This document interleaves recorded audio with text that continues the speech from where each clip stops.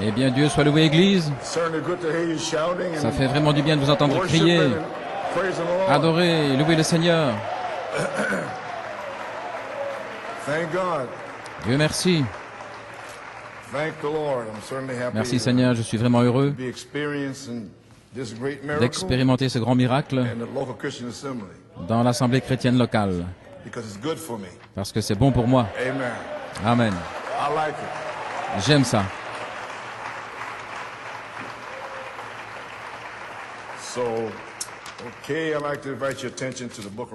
Ainsi, j'aimerais inviter votre attention au livre d'Apocalypse, chapitre 5 et chapitre 8.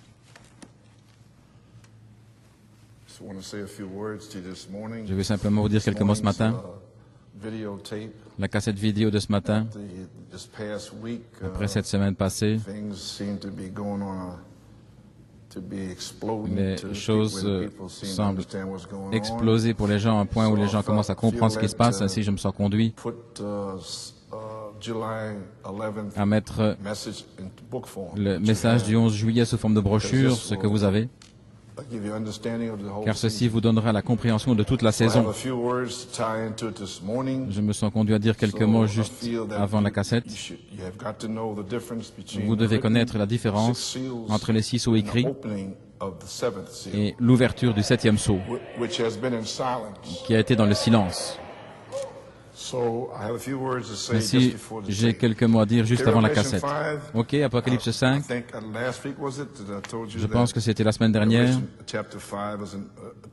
Je vous ai dit qu'Apocalypse 5 est en 2 parties. 1 à 7 est la partie révélation, et de 8 à 14 est la partie manifestation.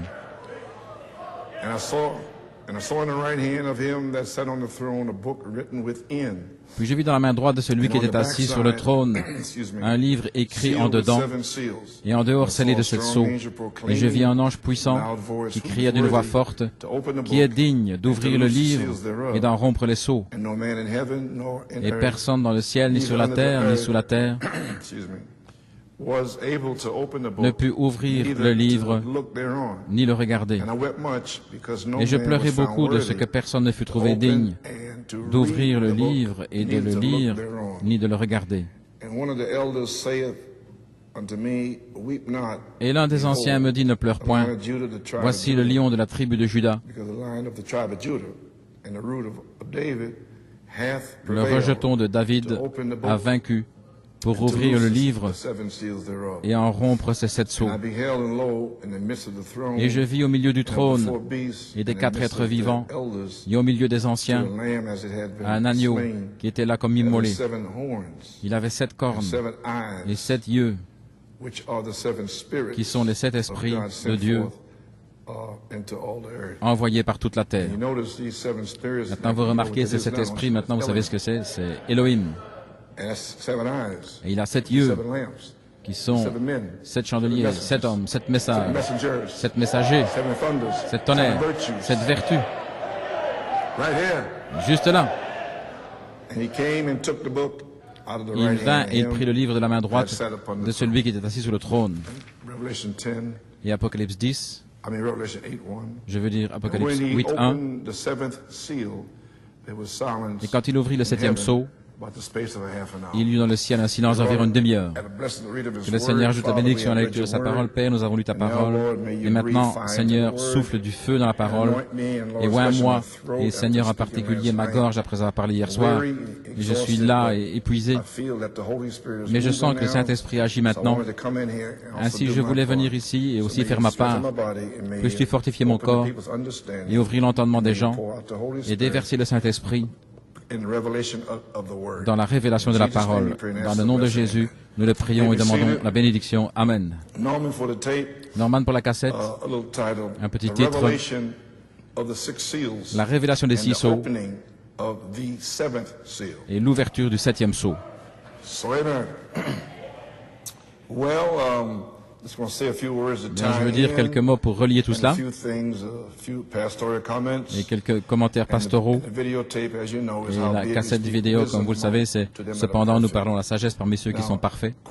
Maintenant, la question, quelle est la différence entre les mystères écrits des 6 sceaux et les mystères cachés d'Apocalypse 10, 3 et 4. J'expliquerai ça après. Eh bien, Église, que pouvons-nous dire au sujet des réunions de la semaine passée?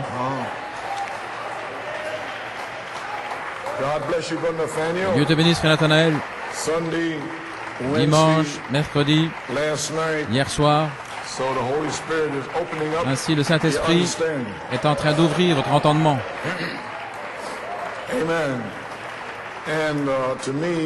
Et pour moi, une bénédiction spéciale hier soir. C'était si bon pour moi de voir mon gendre, frère Robledo, réellement entrer dans son ministère. Pouvez-vous dire Amen? Pouvez-vous saluer, frère Robledo?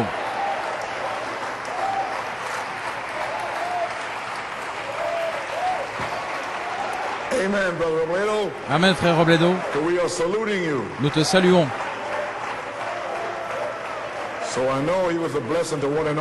Ainsi, je sais qu'il a été une bénédiction pour tous, et je sais qu'il a vraiment été une bénédiction pour moi.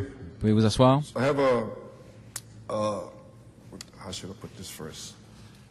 Comment devrais-je le dire premièrement? Je vais le dire ainsi. J'ai confiance que tous comprennent ce qui doit être fait pour être prêts pour la troisième phase. Et c'est pour cela que nous avons eu une consécration hier soir pour la troisième phase, la place en Christ, l'adoption. Voilà ce dont nous parlons. Car alors toute l'inspiration qui avance, le processus de nettoyage et ainsi de suite, tout ce qui se passait, eh bien, cela vient du ministère. Je pensais vous lire quelque chose au sujet de pourquoi ça doit être fait ainsi.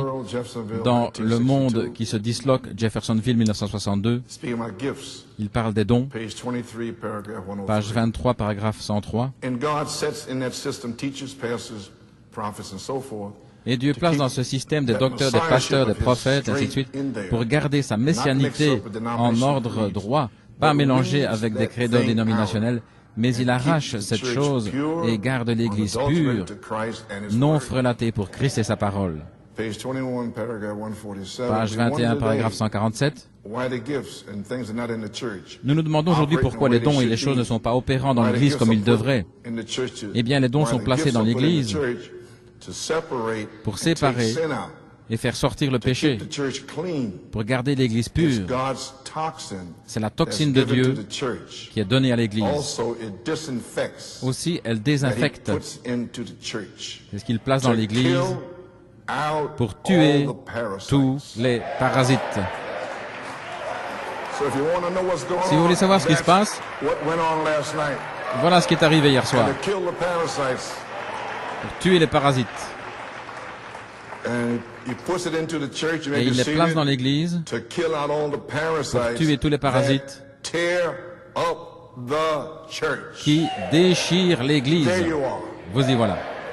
Ce n'est pas l'homme qui est méchant, mais Dieu lui a dit de tuer ces parasites.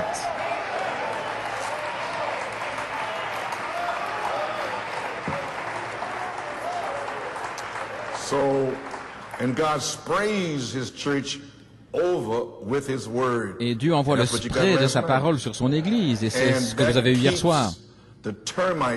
Et cela garde les termites dehors, vous savez, afin que l'Église puisse pousser une plante. Et Dieu sait ce qu'il faut pour le faire. Eh bien, gloire à Dieu.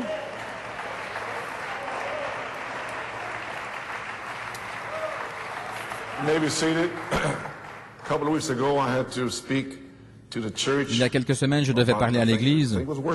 Je pense que c'était sur l'adoration. Un frère, pas d'ici, mais d'Indiana, m'a envoyé ce fax qui m'a vraiment béni. Frère, ceci est très précieux pour moi, parce que cela montre un si grand respect pour le ministère. Cela montre la compréhension de ce que fait le ministère. Et quand c'est ainsi, alors vous pouvez prêcher avec confiance en sachant que les gens comprennent ce que vous faites et que Dieu vous a appelé à faire. Ainsi, je vais vous le dire. C'est avec une gratitude sincère dans mon cœur que je vous écris aujourd'hui. de la gratitude envers Dieu de me permettre d'être châtié et réprimandé, de la gratitude envers Dieu de permettre d'avoir le privilège que ma chair soit taillée, la gratitude pour le privilège d'avoir la lumière de l'Évangile qui dévoile les démons en moi. Dieu me traite comme un fils, je ne suis pas un bâtard. Je ne sais pas comment le dire. Lorsque vous aviez terminé avec nous au début de la réunion hier, c'était il y a quelques semaines, je me suis senti tellement aimé. Dieu a fait cela parce qu'il m'aimait. Je ne voyais pas un homme. J'ai vu Dieu là. Et j'étais tellement reconnaissant parce qu'il m'a permis d'être participant de cela. C'est assez étrange de dire, mais ça a été le désir de mon cœur depuis de nombreuses années. Il y a quelques années, j'ai visité New York alors que vous occupiez un autre bâtiment, en attendant que la nouvelle église soit construite. Alors que nous étions là, vous avez annoncé que l'église de New York allait commencer à s'assembler à la Bethel Academy et qu'il allait y avoir l'éducation et la formation des enfants sous le tuteur. L'ardent désir que cela a suscité dans mon cœur m'a étonné. Je me souviens avoir pensé, « Oh Dieu, j'aimerais être formé comme un fils et éduqué par le tuteur. » Je me souviens avoir aussi pensé que la plupart des gens me croiraient fou de vouloir cela. Pourquoi quelqu'un voudrait recevoir une raclée? Mais en réalité, un enfant languit après cela. Un enfant véritable trouve du réconfort dans l'instruction, la réprimande et la correction. Et j'ai souvent ressenti ce que voulait dire David au psaume 23, « Ta houlette et ton bâton me rassurent. » Je ne peux pas l'expliquer, je ressens tout simplement que c'est le plus grand privilège au monde d'être sous l'instruction et la tutelle du Saint-Esprit. Je ne pense pas que ce soit un homme qui le fasse. Je crois que c'est Christ lui-même, car cela porte des fruits. Aucun homme en lui-même ne peut produire de tels fruits. Ils ne peuvent que produire du légalisme. Mais comme la Bible le dit au sujet du châtiment par Dieu de ses fils, aucun châtiment pour le présent ne semble être un sujet de joie, mais de tristesse. Mais plus tard, elle rend le fruit paisible de la justice à ceux qui sont exercés par elle. Frère Coleman, quand je vous vois dans votre état actuel, toujours vous traînant à l'église pour nous, et avec votre charmante épouse en rééducation et dans une grande détresse, je suis sans voix.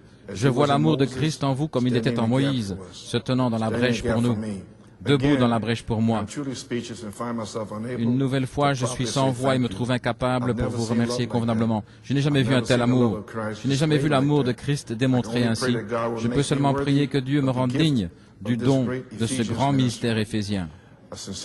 Je prie sincèrement que Dieu vous guérisse, ainsi que votre chère épouse, Sœur Coleman, et vous donne la force à votre famille pendant ce temps de grande épreuve.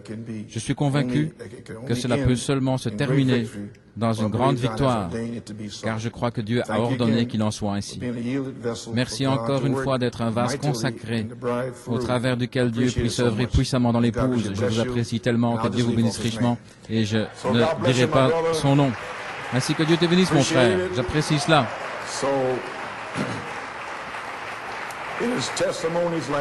Ce sont des témoignages comme celui-ci qui me font revenir après hier soir.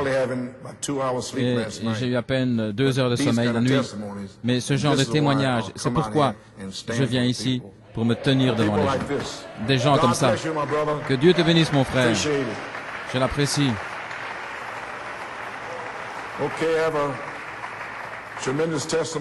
J'ai un témoignage extraordinaire. Je suis toujours heureux de recevoir des témoignages de l'extérieur, de Fort Wayne, de Porto Rico, où que ce soit, parce qu'alors, je peux jauger, parce que l'épouse à l'extérieur, à Fort Wayne, différents endroits, ils ont faim. Ainsi, ils apprécient tout tellement. C'est très difficile d'obtenir cela ici. Vous prêchez, eh bien, vous prêchez. Vous entendez à peine quelque chose, mais c'est prêché. Mais à l'extérieur, cela revient vers vous. Cher frère Coleman, ce matin, cela a été écrit ce matin, Dimanche dernier, nous avons eu un visiteur inattendu à l'église, Lauren Myers, l'oncle de Matt Dickinson qui était rétrograde pendant des années et qui s'est pointé à l'église. Il avait une longue queue de cheval jusqu'à la taille, mais il a adoré pendant toute la réunion. Maintenant, je dois m'arrêter ici. Je ne vais pas laisser passer ça. Avec une longue queue de cheval. Hein? Rien pendant des années. Mais il est entré et il a adoré. Oh mon gars.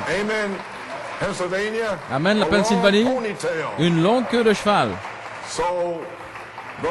Ainsi, frère Bob, peut-être que tu ferais mieux de distribuer quelques queues de cheval là-bas.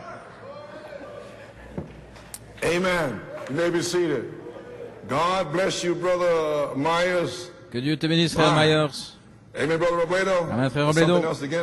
C'est encore quelque chose. Hein? Il portait une queue de cheval jusqu'à la taille, mais il a adoré pendant toute la réunion. À la fin du message de frère Nat, il pleurait sous l'onction.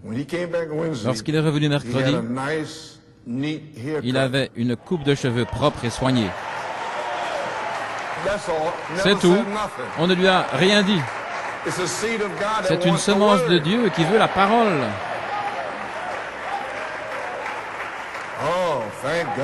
Oh, Dieu merci. Levez votre main. Adorez le Seigneur. Enlevez ces talons aiguilles. Faites ceci, faites cela. Dieu merci pour des gens qui désirent Dieu. Amen. Lorsqu'il est revenu mercredi, il avait une coupe de cheveux propre et soignée. Il avait l'air d'un homme nouveau. Et il a demandé, voyez, vous n'avez pas besoin de leur demander comment il pouvait payer sa dîme. Il a demandé. Il sait ce qu'il est censé faire. Il vient à chaque réunion cette semaine en criant, adorant et implorant Dieu avec les yeux remplis de larmes. Il a dit à frère Van Gordon, avant qu'il vienne, il espérait trouver un groupe qui adorerait. Dans son cœur, il espérait que ce groupe adorerait.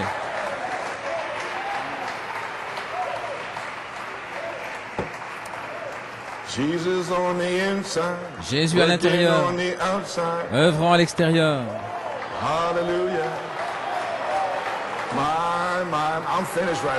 Oh, j'ai terminé maintenant même. Toutes ces années.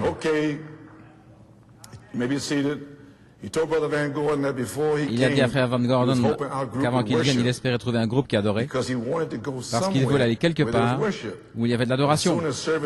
Mais dès que la réunion a commencé, il a dit qu'il savait que ça allait être OK.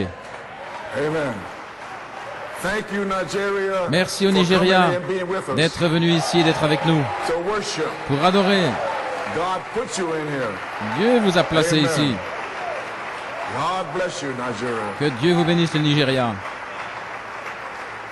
Vous pouvez vous asseoir.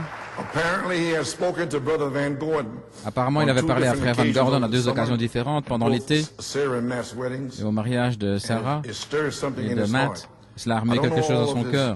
Je ne connais pas tout son témoignage, mais frère Ray lui a donné l'adresse email de frère Lirette ce soir pour qu'il puisse lui envoyer son témoignage. À la fin de la réunion ce soir, il était tellement hors de lui qu'il ne savait plus quoi faire. Il m'a dit, Dieu a été tellement bon pour moi, je dois le dire à quelqu'un. Sur une note personnelle, je n'ai pas de mots après les services cette semaine. Je suis parti mercredi comme envoûté, incroyable. C'est le seul mot qui me vient à l'esprit. Et c'était la préparation parfaite pour ce soir, pour nous donner une image claire, très claire, des 2 esprits qui sont à l'œuvre. Je crois que les royaumes du diable sont secoués après ce soir. Par la force de cette grande révélation, les jeunes gens s'échapperont des prisons et détruiront chaque Philistin. Je sens, Seigneur, laisse-moi mourir avec chacun de mes Philistins. Je sais que cette parole ne retournera pas sans effet et que vous reviendrez sans doute en réjouissant, en apportant les gerbes avec vous. Que Dieu vous bénisse. Frère Jim Bontrager.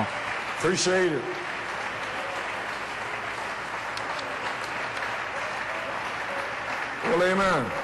Well, you may be seated. Would you like to hear Brother Myers' own testimony? Aimeriez-vous entendre le propre témoignage de frère Myers? Okay, praise God. Gloire à Dieu. In the winter of 1992-93, L'hiver 92-93, je me suis fait gagner par l'incrédulité et j'ai quitté le Seigneur et j'ai repris mes habitudes de hippie aux cheveux longs et fumant du hashish. Puis récemment, j'étais à un repas de mariage où il y avait juste assez de vin spirituel pour me rendre assoiffé. Le mariage de mon neveu Matt Dickerson à l'église de Johnny Cannon. Mais John Van Gordon était là et nous avons commencé à parler. La profondeur des 7 tonnerres parlait à travers ses frères et Dieu soit loué. Il y avait une profondeur 7 tonnerres pour répondre. Gloire à Dieu. Le temps de rentrer, j'étais affamé de la parole. J'ai ressorti quelques brochures et cassettes que j'avais encore par la grâce de Dieu. Frère John m'avait dit de retourner à l'endroit où j'avais décroché. Dieu soit loué, j'avais des cassettes de Penaris 92 et j'ai commencé à les regarder. L'un des frères parlait d'une crise d'identité spirituelle et de Moïse qui réalisait qu'il était qui il était et que les choses avaient changé. Je ne peux tout simplement pas exprimer ma parole maintenant, ce fut des semaines incroyables. Je suis tombé sur un endroit d'épreuve de 1983, gloire à Dieu. Plus de crise. Il m'a donné la foi pour savoir que je suis son fils et que tout était fini depuis le commencement.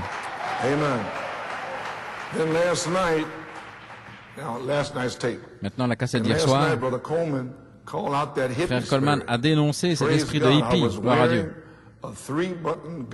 Je portais une chemise polo cintrée à 3 boutons, un signe extérieur d'un démon qui avait besoin d'être retranché.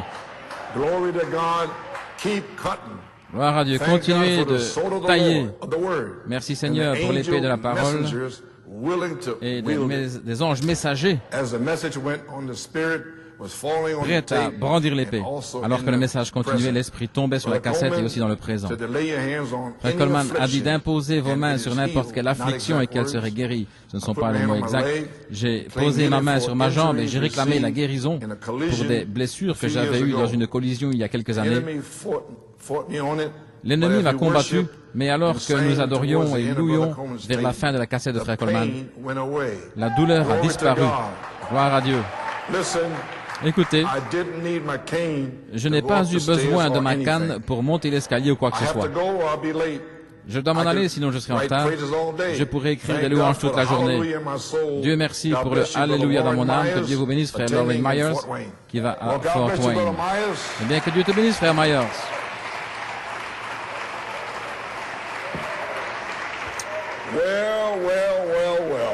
Eh bien, eh bien, eh bien. Eh bien, New York et Pennsylvanie. Quelle est la morale de ce témoignage? Dieu n'a pas besoin de nous. Il a plein de gens dans le message là-bas, sans berger ou rien. Et ils sont là, dehors. Et il va aller les chercher.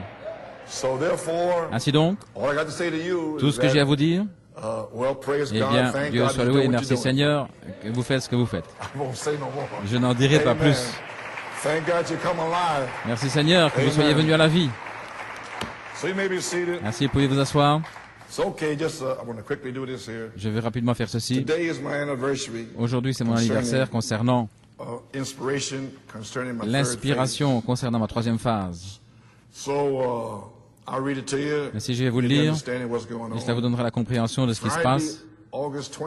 Vendredi, le 22 août 1980, j'étais au Canada, sur le sommet d'une colline près d'un chalet là-haut, 10h35 le matin.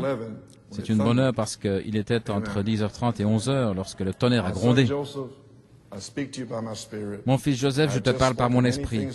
Je viens de te dire beaucoup de choses à ton cœur. Tu as maintenant une révélation claire de la place en Christ. La 3e phase même de ton ministère. Je t'ai révélé que toi-même, tu es un signe pour mon peuple. Joseph est un signe de perfection, l'adoption, etc. Tout comme tu as reçu la révélation au fil des ans des choses suivantes. 1. Le 10 novembre 64, la foi. Jacob Grâce, Joseph Perfection. En d'autres mots, j'ai pris mon baptême du Saint-Esprit de la Pentecôte et l'ai amené dans le message, et là Dieu l'a oint avec la foi de Malachie 4, qui était la perfection. 2. En septembre 65, la vertu, le cri du roi. 3. Novembre 68, la connaissance.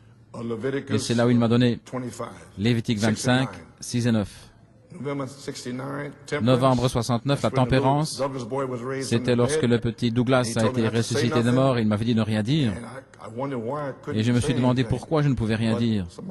Et certains de mes amis, à Fort Wayne, certains se souviendront qu'on a raconté des mensonges. Et ils disaient là-bas au tabernacle que frère Collins avait ressuscité le mort, et ainsi de suite. Pour mettre de l'eau froide là-dessus. Il a dit tempérance. C'était une naissance. Alors, en avril 70, la patience là-bas à Porto Rico, sur El Yonke, et il m'a donné Hébreux 10, de 35 à 39. Vous avez besoin de patience afin qu'après avoir accompli la volonté de Dieu, vous obteniez ce qui vous est promis. C'était en 70, les amis. La patience. Octobre 72, la piété, lorsqu'ils ont tenté de brûler cette église. Juin 74, vous le savez tous, l'affection fraternelle, la révélation de l'affection fraternelle venant à vous comme un tonnerre. Et ensuite, numéro 8, alors les 7 tonnerres ont été révélés le 20 septembre, la foi, et le 23 février 75, la vertu, la puissance pour le service. Les 3 marches révélées à toi, caché dans ma seconde venue. 1. L'amour fraternel, l'affection fraternelle. 2. La sainte décence, la révélation des 7 tonnerres. 3. La place en Christ, l'adoption. Comme tu as été un signe des 2 marches précédentes, ainsi maintenant tu dois être un signe de la 3e marche, la place en Christ. Ainsi, comprends mon fils, que l'Esprit sera libéré sur la 3e marche, et tu seras un signe de ce ministère. Tu retourneras dans la puissance. Tu as eu ton test final et tu retourneras et libéreras la puissance sur la 3e marche. Maintenant, le Seigneur m'a seulement révélé cette partie-ci le 31 décembre 2003 parce que je ne pouvais pas le comprendre. Voilà pourquoi j'attendais la partie A tout le temps. Et pendant ce temps, j'étais dans la partie A depuis 20 ans et je ne le savais pas. Il ne voulait pas me le dire. Il le fait de cette manière-là afin qu'après que vous l'ayez déjà fait, alors il vous le dit. Ainsi, que s'est-il passé, frère Coleman? Eh bien, Lévitique 25 dit qu'il fallait semer la semence pendant 6 ans, entre 6 et 9. Et la 7e année, se reposer. La 8e année, semer la semence à nouveau, et alors la 9e année, obtenir le fruit. Ainsi, la 7e année, c'était 1981, et la révélation d'Élohim s'est répandue. Je n'avais besoin de rien faire. Elle s'est déversée tout simplement. L'onction sous laquelle vous êtes maintenant même. Amen.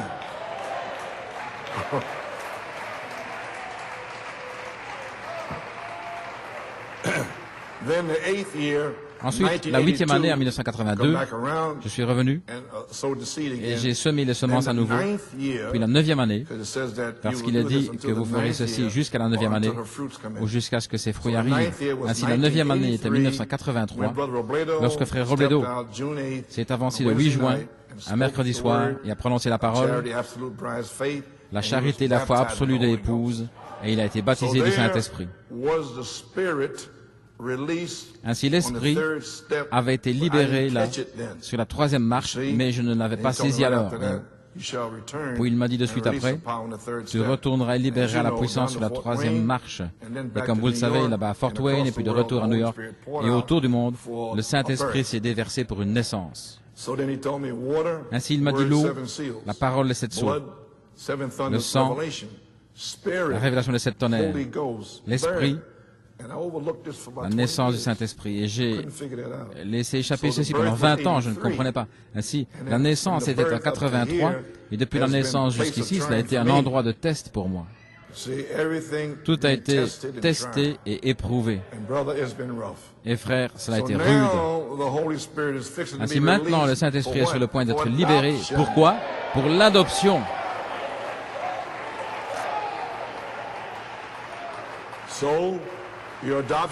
Ainsi, votre adoption de cette manière, l'affection fraternelle, première phase, 7 tonnerres, la puissance pour le service, seconde phase, la dynamique, 7 voix vivantes, troisième phase. La vertu, ton ministère comme signe d'adoption, retourne en puissance. Des épreuves plus dures, et ce signe a commencé en 1983, et je ne le savais pas. Et je revenais en puissance, et je ne le savais pas. Ainsi, c'était un signe d'adoption, et c'est là où vous allez entrer. Dès que la dynamique tombera, vous entrerez dans un endroit d'épreuve. Vous recevrez le Saint-Esprit si vous ne l'avez pas, et l'onction sera sur vous. Et alors, vous entrerez dans un endroit d'épreuve. Et alors viendra le numéro 2, l'adoption. Prononcez la parole. Ainsi, tu comprends aujourd'hui ce qu'est la véritable révélation. Tu dois être un signe tout d'abord de chaque révélation et position pour mon épouse. Après que tu aies prouvé chaque révélation, alors mon peuple y entrera et par la foi sera participant de cette révélation dans sa saison. Ainsi, nous y voilà. Ainsi, voyez-vous, c'est déjà arrivé. Ainsi, je peux vous le dire maintenant.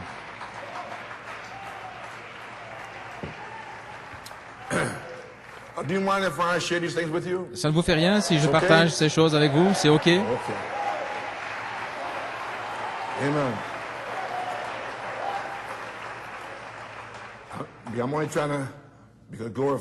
J'essaie simplement de glorifier le Seigneur, c'est tout. N'est-ce pas, frère Sil? Dans un message Urim et Thummim que j'ai prêché le 25 août 1976 à New York, je parlais de la voix de l'archange. Ceci est un petit extrait que j'ai retrouvé. Eh bien, nous sentons tous bien. Nous savons que la venue du Seigneur est juste au-dessus de nous. Nous remarquons comment les messages descendent directement le long du tuyau. Quelque chose se passe, les amis, en 76.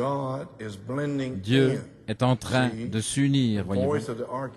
La voix de l'archange a été ici pendant tout ce temps maintenant, depuis le 9 juin. Amen. La voix de l'archange est descendue et a révélé l'affection fraternelle.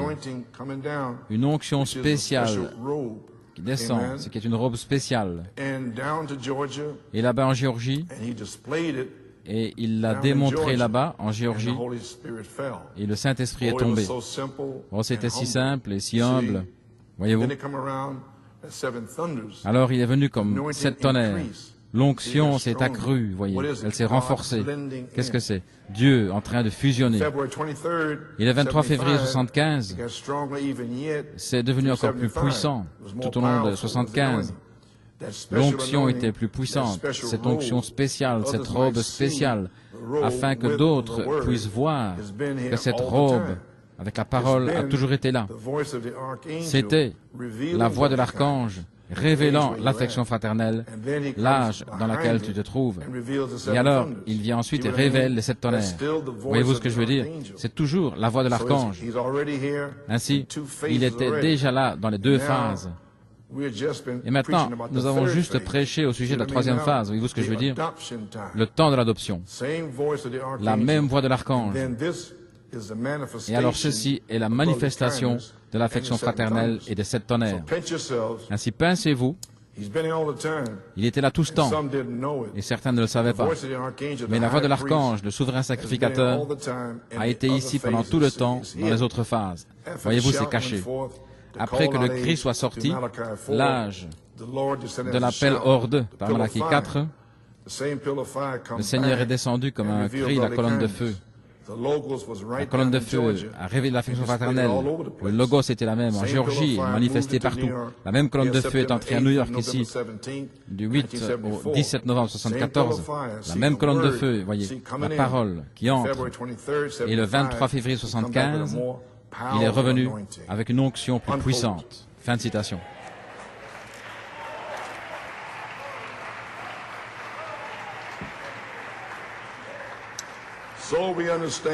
Ainsi nous comprenons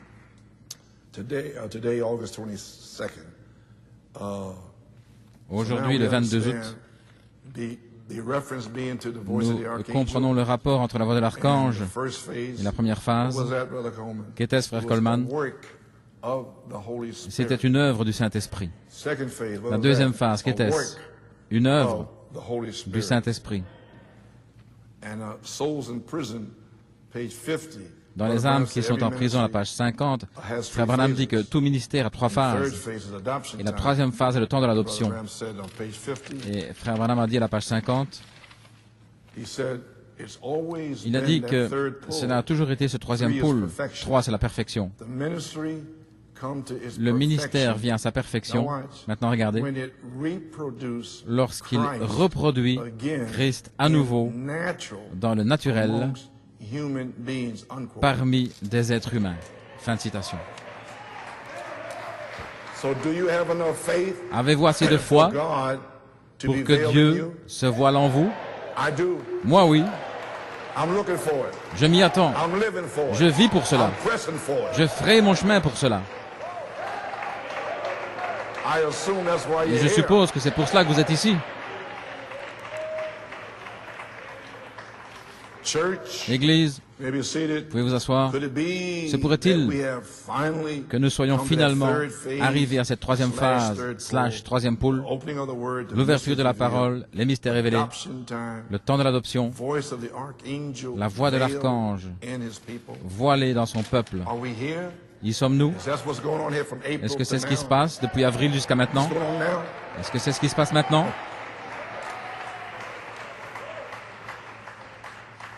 Amen.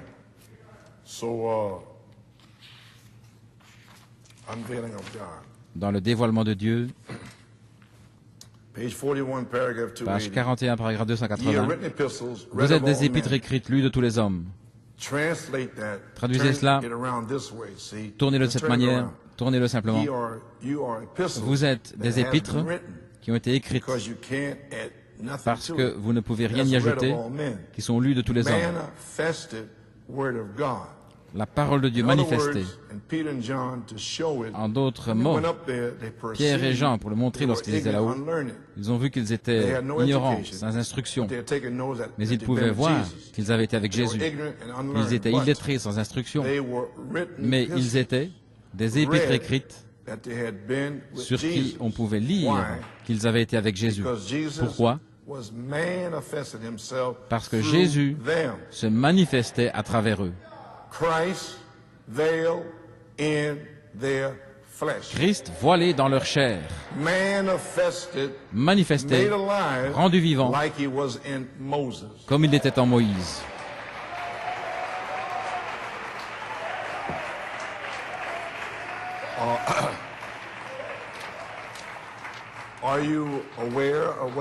Êtes-vous conscient de ce qui se passe? Est-ce que cela se pourrait que ce soit 1 Thessaloniciens 4:16? Jésus fait les trois choses, vous savez, le cri, Malachie 4, Saint Luc 17:30, Apocalypse 10, 2 à 7, le message des 7 sceaux, des 7 tonnerres, le Fils de l'homme voilé, comme la parole de Malachie 4, et ceci est déjà passé. La deuxième partie, la voix de l'archange, Christ voilé, je viens de vous lire la citation, afin que vous compreniez. Christ voilé à son épouse, dans Éphésiens 4, 11 à 13. Et d'où cela vient-il? Apocalypse 22, 17, l'intelligence. Il n'y a plus de faculté en mouvement au-dessus de l'œil prophétique de Malachie 4. Ce qui vient ensuite, c'est l'intelligence. Christ lui-même qui va gouverner le corps entier. Ainsi, commencez à comprendre quelles sont vos promesses. La voix de l'archange, Christ dans son épouse, dans Éphésiens 4, de 11 à 13, tout comme il était en Moïse. Église, sommes-nous là? Sommes-nous arrivés jusque-là? Voici une citation.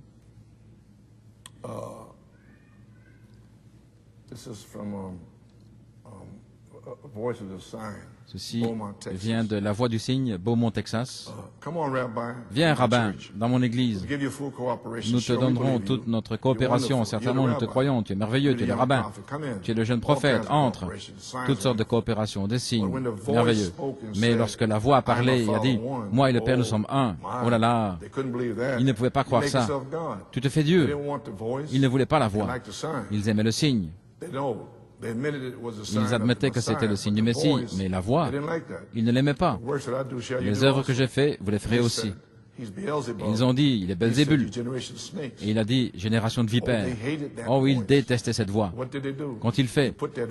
Ils ont mis cette voix hors du milieu d'eux. Ils l'ont mis dehors.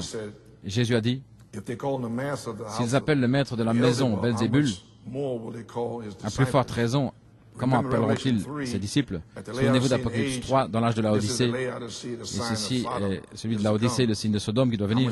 Combien plus, nous, dans cette région, voyons ce qui se passe ici à New Jersey, juste devant nous, un signe de Sodome. Est-ce correct? Vous êtes un peu silencieux là maintenant. Je pensais que vous étiez en train de crier.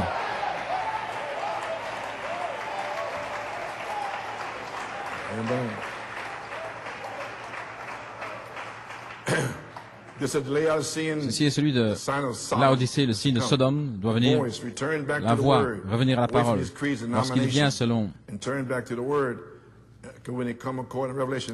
Apocalypse 3, il avait été mis hors de l'Église, tout comme il en était alors. Le signe est OK, mais pas la voix. Ils ne veulent rien avoir à faire avec la voix. Non, non, la voix. Moïse a dit, ou Dieu a dit à Moïse, que s'il ne croyait pas à la première voix, première phase, premier pôle, du premier signe, il les testerait sur la deuxième voie, le second pôle. Et s'ils ne le font pas, alors prends de l'eau et déverse-la sur le sol. Cela règle la question, c'est tout. Lave la poussière de tes pieds. En d'autres mots, comme Jésus a dit, prendre de l'eau dans la rivière, la déverser sur le sol, elle s'est transformée en sang et a montré que c'est là-dedans qu'elle va être plongée dans le sang. Ainsi, c'est exactement ce que c'était s'ils ne croyaient pas dans le signe. Tu seras un signe pour ton peuple.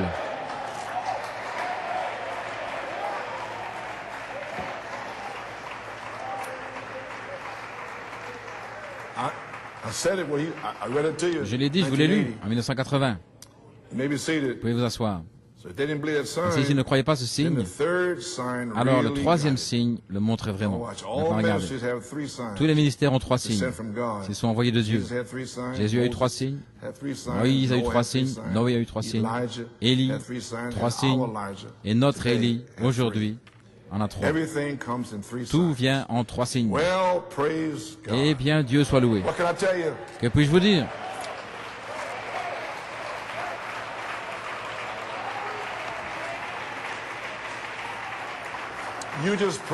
Priez simplement que Dieu vous donne la compréhension de ce qui se passe en cette période de transition et ne le manquez pas. Maintenant, ceci se relie exactement avec ce que Frère Nathanaël a prêché dimanche dernier. C'est le jugement, les amis, sur le troisième signe. Ainsi, OK. Eh bien, écoutons le message du septième sceau de Malachie 4. Messieurs, Esler, 1962.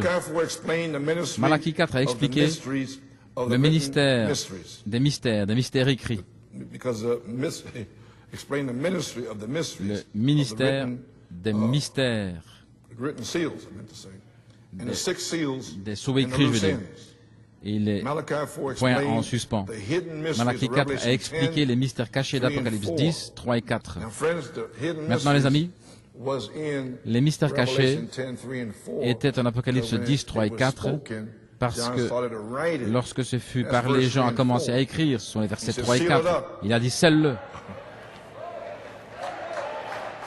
Vous avez saisi? Ainsi remarquez, il faut Christ dans Apocalypse 10, 3 et 4. Il est l'ange de l'Alliance, et il est celui qui va faire entendre les tonnerres.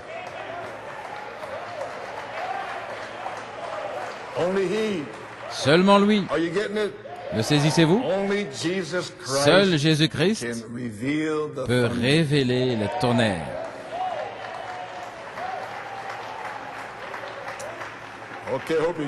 J'espère que vous saisissez.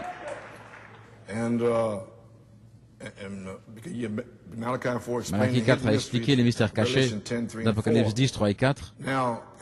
Maintenant, il y a l'Apocalypse 10, 7, mais au jour, je l'ai ici dans le grec, je vais vous le lire dans le grec. Deux choses devaient faire. Malachie 4 devait rassembler les mystères des points en suspens et les 6 sceaux écrits. Numéro 2, introduire le Messie. Saint Luc 17, 30. Je ne pense pas avoir lu mes Écritures. Je ne me souviens pas les avoir lues. Ce qui est Malachie 4, 5 et 6, Saint Luc 17, 30 et Apocalypse 10, de 1 à 7. Je ne pense pas les avoir lues. Cela introduit le Messie, Saint Luc 17, 30, la révélation du Fils de l'homme. Commencez-vous à saisir quelque chose? Apocalypse 10, 3 avait les tonnerres. Et seul Christ pouvait révéler cela. Apocalypse 10, 7, l'ange d'Apocalypse 3, 14 à 20, jusque-là, c'était l'ange de la 7e Église. Eh bien, il devait venir, et quand il commencerait à sonner de la trompette, tout le mystère de Dieu serait terminé. Terminé. Vous avez saisi? Et alors, il a dit qu'il ne pouvait pas être ici tous les deux, ainsi il devait diminuer, et Christ devait croître en lui.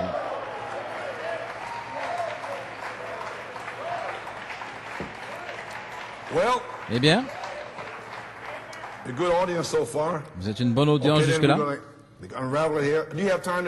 Vous avez du temps aujourd'hui? Ok.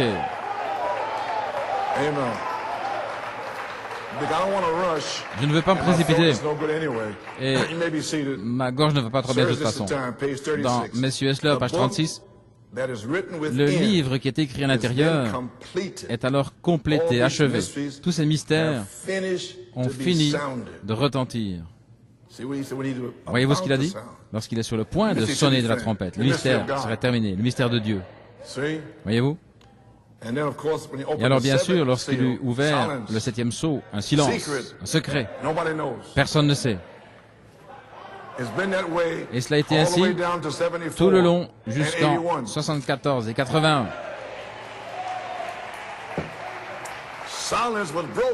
Le silence a été brisé.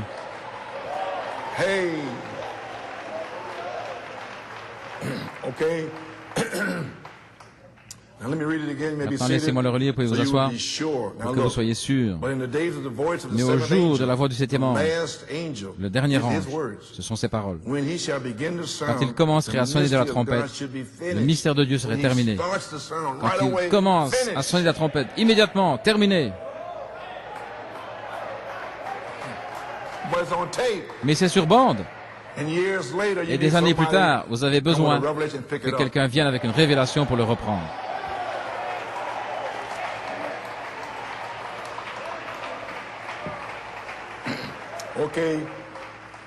Page 36. Le livre qui est écrit au-dedans est alors achevé quand l'ange disparaît. Je parle du 7e ange d'Apocalypse 3, 14 à 22. Il est terminé. Je ne parle pas de l'autre ange dans Apocalypse 10, 3 et 4. L'un est un homme et l'autre est Christ.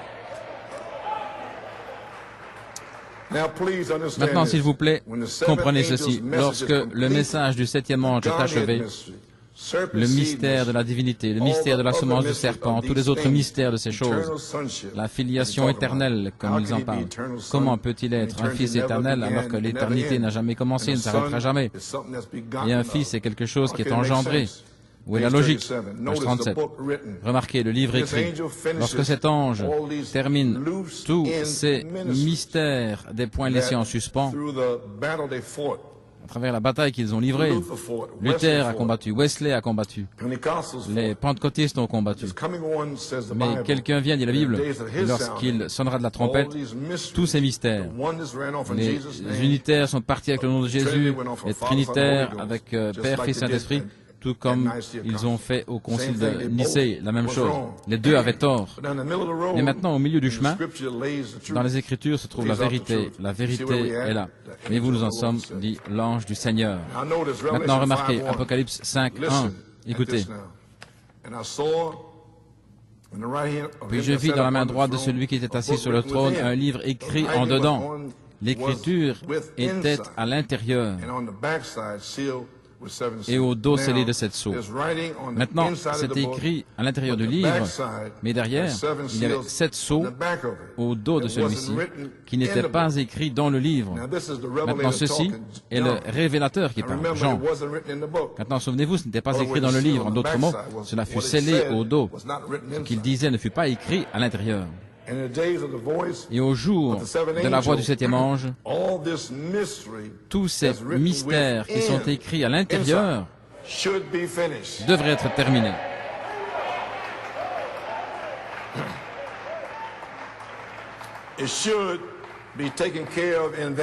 Cela devrait être pris en charge en ce jour-là. Maintenant, voyez-vous ce que je veux dire? Vous me suivez? Il vous a dit lui-même à la page 45 qu'il ferait deux choses. Terminer les parties restées en suspens dans les 6 sceaux. Numéro 2, introduire le Messie. Alors ce sera le temps. Maintenant le voyez-vous. Voyez-vous ce que je veux dire? Vous me suivez? Alors ce sera le temps, après que ce mystère soit terminé, alors c'est le temps pour que les 7 voix d'Apocalypse 10 soient révélées. Lorsque le livre est terminé, il ne reste qu'une chose, et ce sont les 7 voix mystérieuses des tonnerres qui étaient écrites au dos du livre et qu'il fut interdit à Jean d'écrire. Amen. Look, page 38. Regardez la page 38. Regardez où se trouvaient les voix dans les tonnerres, pas dans le ciel, mais sur la terre. Les tonnerres n'ont jamais fait entendre leur voix depuis le ciel. Ils ont fait entendre leur voix de la terre parce que Christ était descendu et s'est voilé lui-même derrière un prophète et a fait entendre les tonnerres.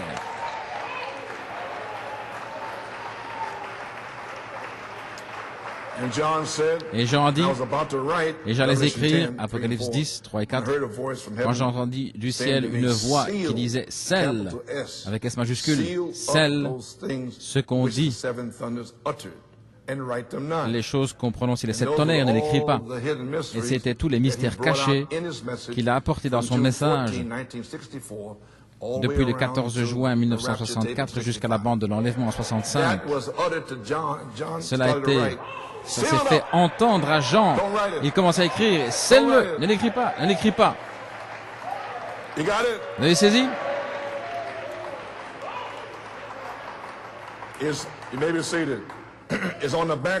C'est sur le dos. Lorsqu'un livre est terminé, il n'est pas dit devant, mais sur le dos. Après que tout est achevé, alors ces 7 voix de tonnerre sont la seule chose qui est attachée au livre qui n'est pas révélée. Ce n'est même pas écrit dans le livre. Voilà. J'aimerais pouvoir faire comprendre cela aux gens.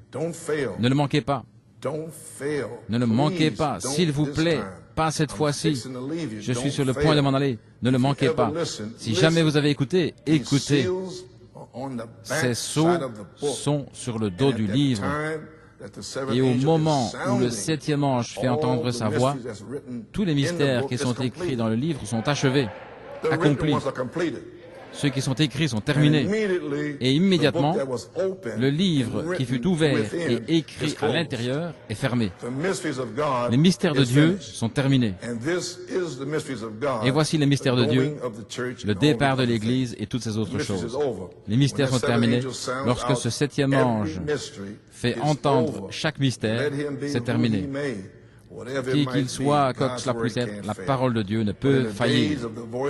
Et au jour de la voix du 7e ange, quand il commencera à sonner de la trompette, le mystère de Dieu s'accomplirait comme il l'a annoncé à ses serviteurs les prophètes. Amen. Ainsi nous voyons. Amen. Well, you get some understanding? Eh bien, commencez-vous à avoir de l'entendement? Page 39. Page 39. Now, when he begins to sound, quand il commence à sonner la trompette, le mystère sera terminé. Quand il commence directement, en autre mot, une semaine, à Jeffersonville, il a commencé et c'était terminé.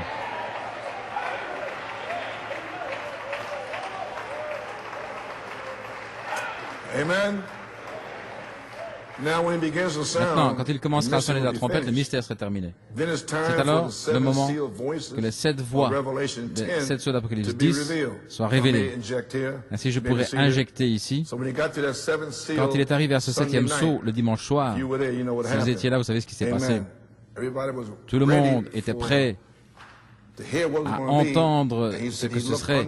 Il a dit qu'il a regardé là-dessous et qu'il y a eu 7 tonnerres qui ont retenti 1, 2, 3, 4, 5, 6, 7 et c'est sorti en langues inconnues. Il a dit, je vous dirai ceci, c'est connecté à la venue du Seigneur.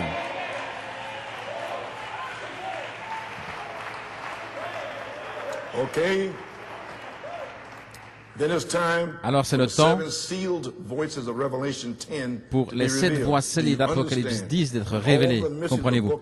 Lorsque tous les mystères du livre sont terminés, et la Bible dit ici qu'il terminerait les mystères. Quand des hommes là-bas, dans d'autres âges, ont combattu pour la vérité, ils ont combattu pour la justification, ils se sont demandé pourquoi, et la sanctification, ils ont combattu pour ceci, ils ont combattu.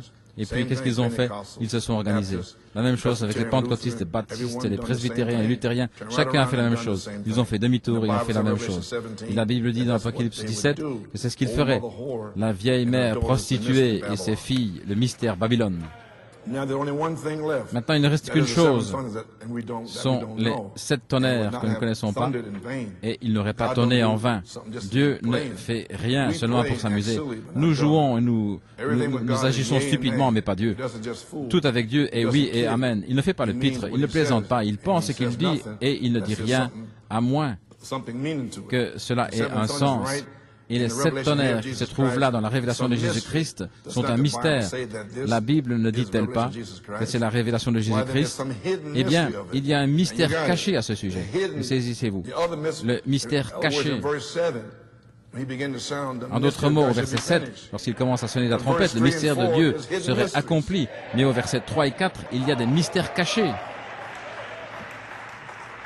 OK? Il y a des mystères cachés, versets 3 et 4. Qu'est-ce que c'est? Les 7 tonnerres le détiennent. Il a dit, ne l'écris pas. Les 7 tonnerres le détiennent.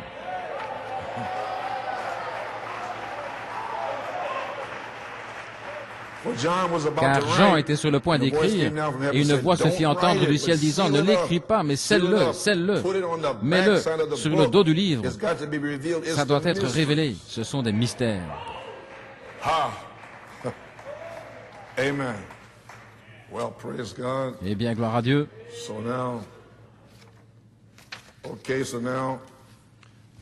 Ainsi maintenant, le mystère, quand il commence à sonner la trompette, vous comprenez maintenant, les 7 tonnerres détenaient les mystères cachés, Apocalypse 10, 3 et 4, mais sur le dos du livre, ça doit être révélé, ce sont les mystères.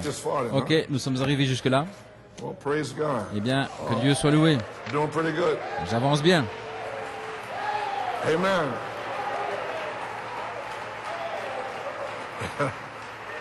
Okay, page 43. Page 43, maintenant regardez. Il continue à ratisser ceci. Regardez.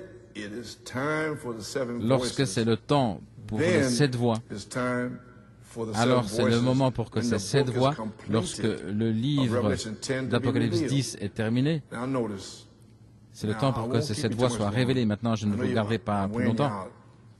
Je sais que vous êtes fatigué, c'est 10h moins 20. Je sais que vous êtes debout et que vous changez de position. Je vais passer ceci. Remarquez, les 7 voix étaient des tonnerres, une déflagration. Que Dieu nous aide. Si je me trompe, que le Seigneur me pardonne. Je vous pose la question. Il y a eu un coup de tonnerre quand cette voix se fit entendre. Avez-vous remarqué que lorsque les 7 sceaux qui suivaient les 7 âges de l'Église, qui sont écrits, quand le premier sceau fut ouvert, il y eut un tonnerre, c'est écrit à l'intérieur. Quand les premiers sceaux dans le livre furent ouverts, il y a eu un tonnerre. Alors, le premier sceau à l'extérieur du livre ne s'ouvrirait-il pas de la même manière? Et c'est arrivé en Arizona. Il y a eu une déflagration qui a secoué toute la terre.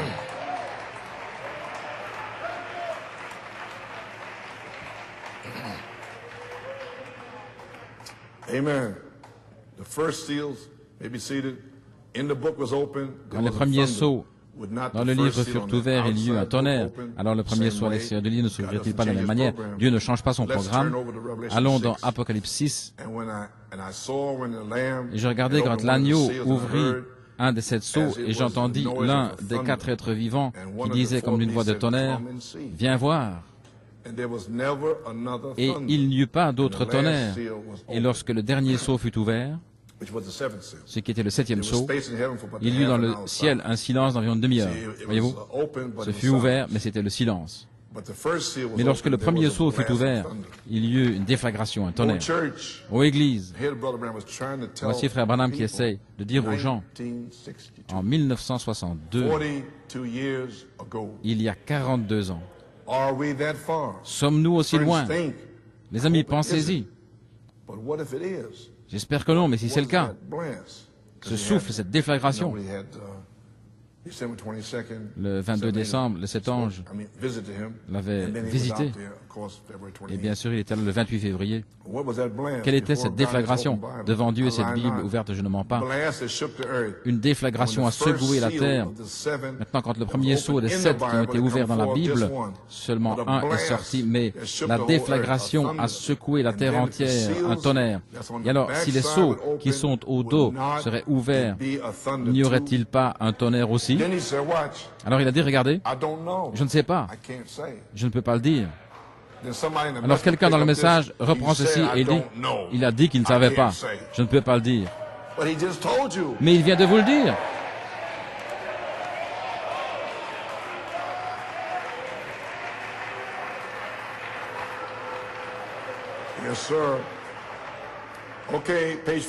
Ok, page 44.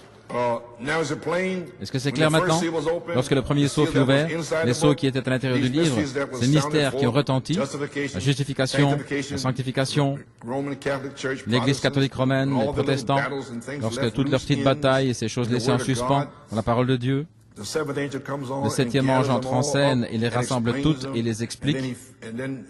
Et puis il termine. Les 7 tonnerres font entendre leur voix. Il termine d'abord, juste, lorsqu'il était sur le point de retentir. Alors les 7 tonnerres font entendre leur voix. Jean a commencé à écrire, ne l'écris pas, scelle-le. Et le premier sceau fut ouvert sur ce sceau à l'intérieur, ouvert avec un tonnerre, page 45. Et alors, si c'est une continuation en vue de ces dernières trompettes qui doivent sonner, ou ces 7 derniers tonnerres qui viennent, les mystères, les derniers sceaux, cela devra se comparer au reste des Écritures, s'accorder. Et si les premiers à l'intérieur se sont ouverts avec un coup de tonnerre, il en sera de même pour les seconds qui sont au dos. Les seconds qui sont au dos. Vous savez ce qui est arrivé. Si la vision était scripturaire, alors elle doit être interprétée par les Écritures ou être une continuation de la même Écriture. Apocalypse 3 et 4, 7 tonnerres est remarqué, versets 3 et 4, et puis quoi? Un serment de cet ange puissant, disant que le temps était terminé, voyez-vous. Parce qu'ils firent entendre leur voix. Pensez-y un petit peu, un ange enveloppé d'une nuée, un arc-en-ciel au-dessus de sa tête. Eh bien, vous savez qui c'est? Il a posé un pied sur la terre et un pied sur la mer, leva sa main, et jura que lorsque les 7 tonnerres auraient fait entendre leur voix, il n'y aurait plus de temps. Saisissez-vous l'importance qui est accordée ici. Il n'y avait plus de temps en 62. Comprenez-vous cela? L'épouse comprendra cela. Et elle vivra de cette façon. Elle louera Dieu de cette façon. Il n'y aura plus de temps. Se pourrait-il, pouvez vous asseoir, qu'Élohim descende, se voile lui-même dans les prophètes? Il a parlé, il n'y aura plus de temps. Et cela sortirait 43 ans plus tard. Mais que se passera-t-il maintenant, quand Michael s'avancera et qu'il prononcera alors ces 7 voix de la page 304? N'y a-t-il plus de temps?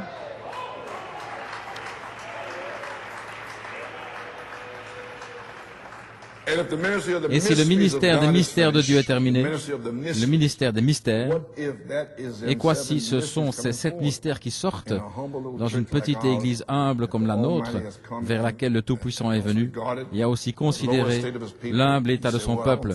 Vous dites, eh bien je ne pense pas. Il se pourrait que ce ne soit pas ainsi. Mais si c'est le cas, alors le temps s'est écoulé. Il n'y a plus de temps. Le pensez-vous? Soyez sérieux, il est peut-être plus tard que vous ne le pensez. Il pourrait être plus tard que nous ne le pensons. Ces étoiles qui se mettent dans une constellation là-bas, cet ange qui vient et dit, comme Jean était envoyé pour terminer l'Ancien Testament et amener l'introduction de Christ, ton message mettra fin au point en suspens et introduira le Messie juste avant sa venue. Frère Coleman, 1 Thessaloniciens 4:16, est-ce sa venue? Oui, mais 2 parties de cela, c'est son apparition. Car sa venue, en réalité, c'est la dernière trompette, la trompette de Dieu, la 7e trompette.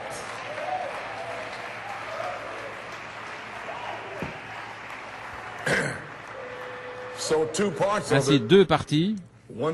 Une partie est le cri, l'autre partie est la voix de l'archange. Et en plus, Frère Nathanaël vous a prêché dimanche dernier, je viens bientôt et mes récompenses sont avec moi. Le temps de l'adoption.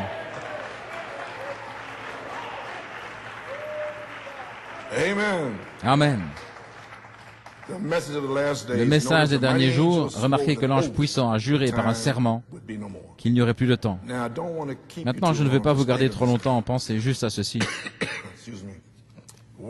Eh bien, si le ministère des mystères de Dieu sont terminés, 6 sceaux, partie laissée en suspens, qu'en est-il des 7 mystères qui sortent au dos, 7 tonnerres, 7 sceaux, 7 voix, 7 mystères? Et encore, ton message terminera les parties laissées en suspens et introduira le Messie juste avant sa venue. Le message des derniers jours.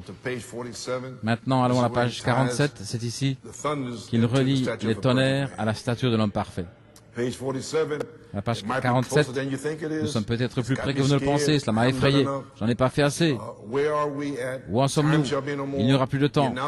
Il annonce que le temps est terminé. Que se passe-t-il? Que se passe-t-il? Cela pourrait-il être ainsi maintenant? Frères, pensez-y sérieusement. Si c'est le cas, si les tonnerres sont en train de sortir, en d'autres mots, si c'est le cas, alors la pyramide est coiffée par les 7 tonnerres. Le couronnement de la pyramide. Ainsi, premièrement, Elohim devait révéler les 7 tonnerres, la révélation pierre de fer.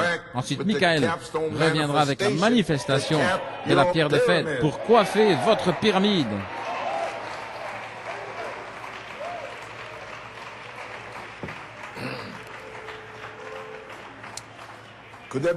Cela pourrait-il être ainsi, les frères? Vous asseoir, pensez-y sérieusement. Si c'est le cas, alors la pyramide est coiffée par les 7 tonnerres. Maintenant, regardez. Vous souvenez-vous du message de la pyramide? C'est la pierre de fête. Qu'a-t-elle fait? Le Saint-Esprit a coiffé les individus. Il a scellé quand nous avons ajouté à notre foi la justice, la piété, la foi et ainsi de suite.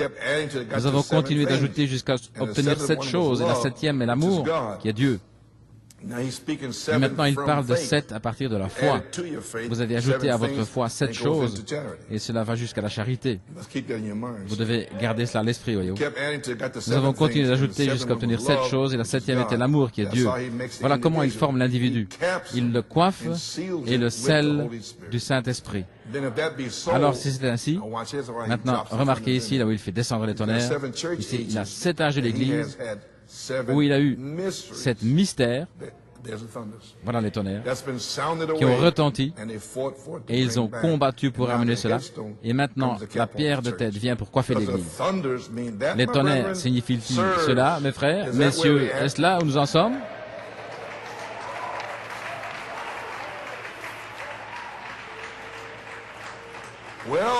Eh bien, à la page 53, chacun de vous, purifiez vos cœurs. Purifiez tous votre cœur hier soir, ok? La consécration. Déposez tout, chaque fardeau. Gardez-le hors du chemin. Ne laissez rien vous inquiéter, n'ayez pas peur. Il n'y a rien de quoi avoir peur. Si Jésus vient, c'est un moment pour lequel le monde entier a soupiré et gémi. Oui, viens Seigneur Jésus. Si quelque chose est en train d'éclater maintenant, pour une nouvelle venue d'un don ou quelque chose, ce sera merveilleux. Maintenant, si le temps arrive, voici, où la révélation de 7 tonnerres sera révélée à l'Église, comment s'en aller? Je ne sais pas. Il a dit, je ne sais pas. J'ai simplement déclaré ce que j'ai vu. Il vous l'a dit, et puis alors il dit, je ne sais pas. Vous devez avoir une révélation.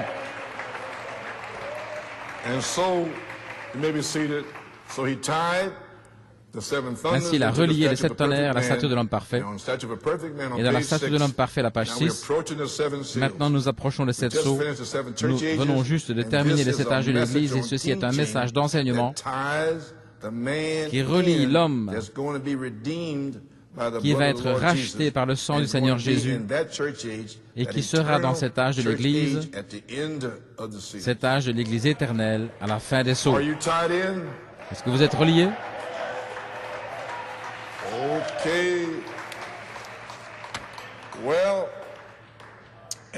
Eh bien, amen.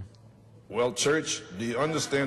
bien, Église, comprenez-vous la différence entre les sceaux écrits, les 6 sceaux et les mystères cachés sous Apocalypse 10, 3 et 4? Combien comprennent la différence? Pennsylvanie? Vous comprenez? Merveilleux. Amen.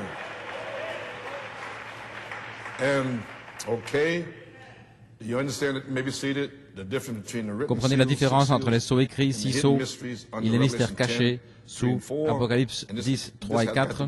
Et ceci doit être révélé par les tonnerres. Et seulement pour être révélé par Christ, voilé au travers des 7 tonnerres exprimant leur voix. Eh bien, est-ce que j'ai encore un peu de temps? Je ferai aussi bien de terminer. Alors. Le premier sceau, en 63, page 147. Mais au jour de la voix du 7e ange, ce dernier ange, l'ange terrestre, cet ange est descendu du ciel, Christ. Ce n'était pas lui. Il est venu du ciel. Mais il parle ici, la voix du 7e ange, qui est un ange, signifie un messager. Tout le monde sait cela. Et le messager pour l'âge de l'Église. Maintenant, observez ce qu'il dit. Au jour de la voix du 7e ange, quand il commencera à faire retentir le mystère. Ainsi, cela signifie que sa voix retentirait depuis mars 63 jusqu'en 2004, au jour de la voix, des brochures et des cassettes.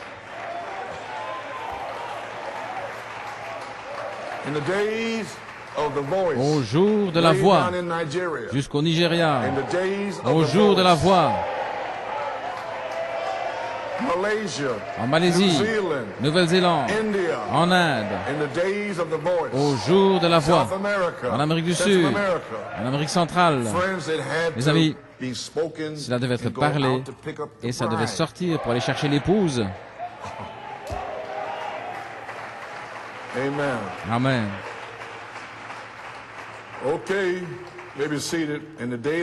Au jour de la voix, l'homme serait parti, le 7e ange, quand il commencera à retentir le mystère, les 7 sceaux, tous les mystères, et ils disent que ce n'est pas ouvert, le 7e sceau. Mais il a dit ici même, tous les mystères de Dieu seraient terminés, comme il a déclaré à ses serviteurs les prophètes. Frère Coleman, a-t-il révélé le mystère du septième sceau? Oui. 7 tonnerres ont retenti, 1, 2, 3, 4. C'est le mystère.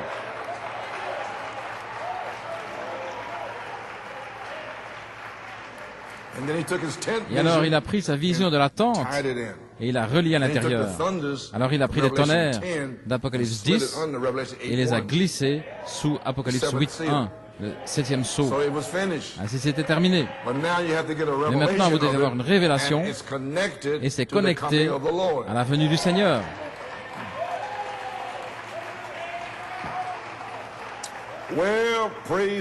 Eh bien, gloire à Dieu. Le mystère entier est dévoilé.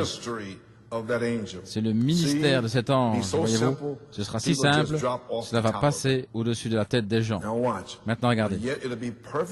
Mais cependant, ce sera parfaitement confirmé partout. Ce sera simplement parfaitement normal.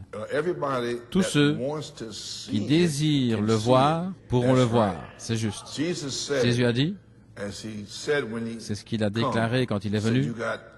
Vous avez des yeux et vous ne pouvez voir. Isaïe a dit, vous avez des oreilles et vous ne pouvez pas entendre. Ainsi nous y voilà.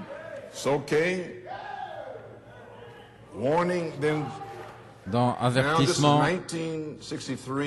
ceci est en 63, le 24 juillet, après les 7 sceaux. Ce qui était en mars, à la page 29. Oh, ne l'aimez-vous pas? Pensez où nous sommes, ce que nous sommes. Regardez combien nous sommes loin sur la route. Les amis, regardez simplement en arrière, sur la route, au jour de Luther, Wesley, au travers des âges. Regardez où nous sommes ici, juste ici, au sommet de la pyramide, au sommet de la pierre de fête. Juste ici, où Dieu a prouvé que la Bible, au travers des 7 sceaux, a été parfaitement révélée. Maintenant, regardez, attendant simplement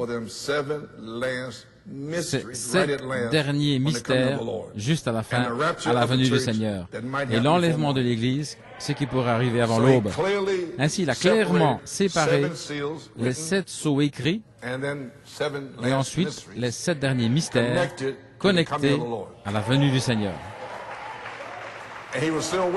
Et il était toujours en train d'attendre en été 63. Que ferais-je de Jésus appelé Christ? Le 24 novembre 63, page 43. Ce livre est déjà ouvert, le livre des 7 sceaux. Attendant simplement que le 7e sceau, les tonnerres, soit identifié avec la venue du Seigneur, de Christ.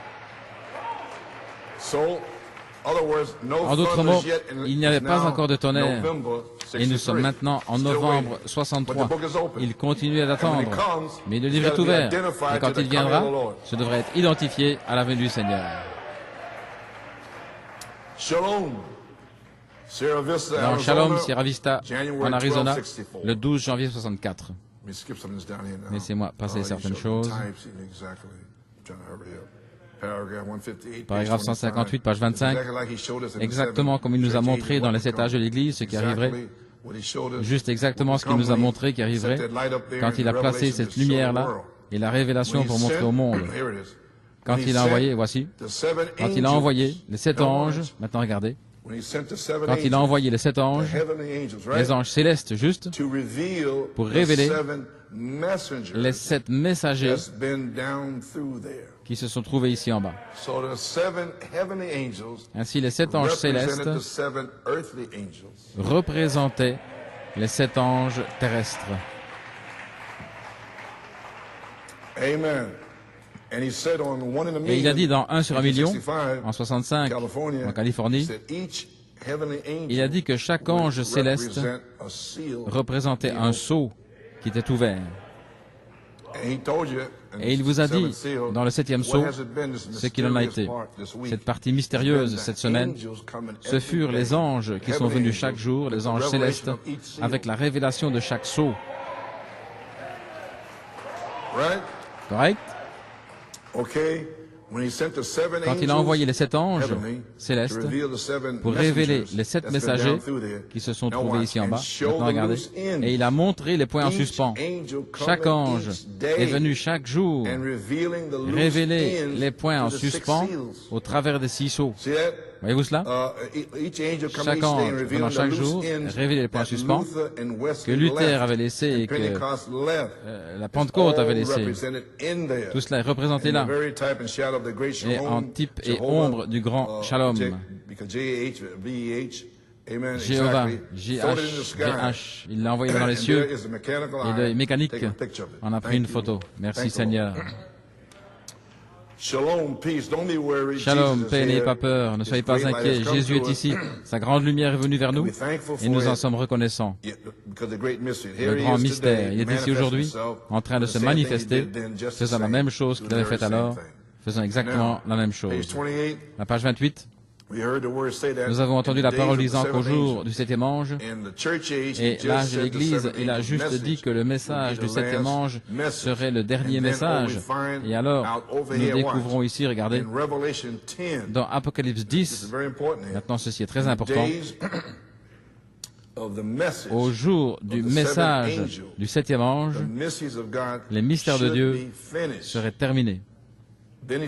Alors il dit que le 7e sceau serait retiré. Il serait là. Tirez le 7e sceau. Et il a regardé là-dessous, il y avait des tonnerres.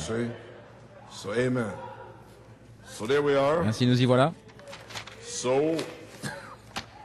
Donc, le 7e sceau a été retiré. J'en ai encore un ici. En prouvant sa parole. Amen. Voilà là. 1964. Dans Prouvant sa parole, page 26. Ne voyez-vous pas dans les ombres? Arrêtez-vous une minute. Dans les derniers jours, il doit y avoir un endroit préparé pour que la parole soit manifestée. Maintenant, regardez. Regardez. Et nous vivons maintenant par l'évidence du nouveau pays. Amen, le Fils de l'homme.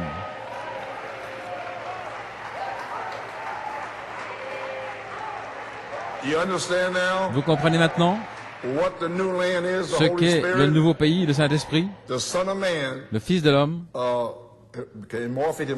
C'est enmorphé de Fils de Dieu en Fils de l'homme. Il est venu comme la parole, mais c'était toujours le Saint-Esprit. Ainsi le Saint-Esprit, sous forme de parole, et ce sont les promesses. Ainsi, nous, ici à New York, nous prêchons le Fils de l'homme, ce qui sont les promesses, paroles dans le pays promis, et nous combattons pour cela.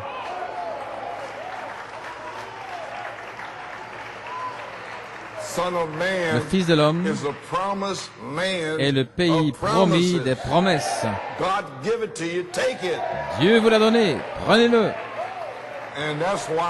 Et voilà pourquoi vous avez une onction ici, parce que ceci est le Fils de l'homme. Gloire à Dieu.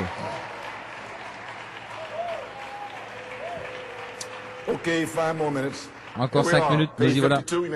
À la page 52, vous pouvez vous asseoir. Croyez-vous que nous vivons dans les derniers jours où le Fils de l'homme devait être manifesté? Maintenant, regardez. Ce serait toute la parole qui a été rassemblée au travers de Luther, Wesley, les baptistes et tout cela, et les pentecôtistes. Maintenant, regardez. Tout cela rassemblé jusqu'à la révélation de ce que tout cela a été. Ainsi, les tonnerres apportent une révélation de ce que tout cela a été. Le 7e ange, Apocalypse 3.14, voyez-vous, devait ouvrir le mystère des 6 sceaux. Je vous ai dit cela. Il a ouvert les 6 sceaux. Et il a ouvert le 7e sceau et Christ était là. Il a dit que c'est connecté à la venue du Seigneur. Ainsi, le 7e ange devait ouvrir le mystère des 6 sceaux. Tout est rassemblé dans le Fils de l'homme. Lorsque le Fils de l'homme s'est voilé dans le dévoilement de Dieu, il a rassemblé tous les 6 sceaux, toute autre chose, en lui. Et cela est devenu un seul message.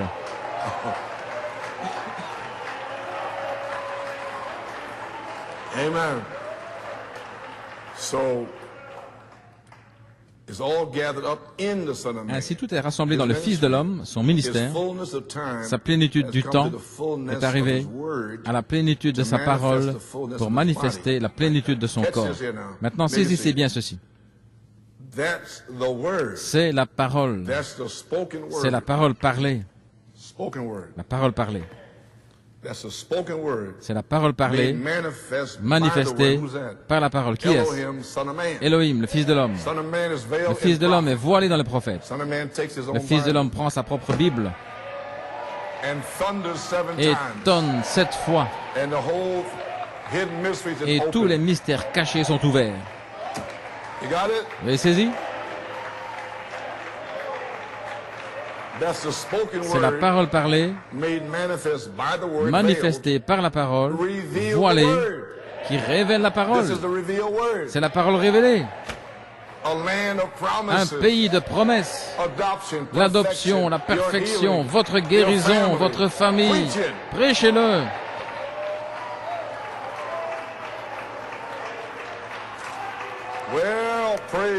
Eh bien, gloire à Dieu. Amen, la Pennsylvanie. Vous avez saisi? Eh bien, maintenant, nous pourrons avoir un réveil.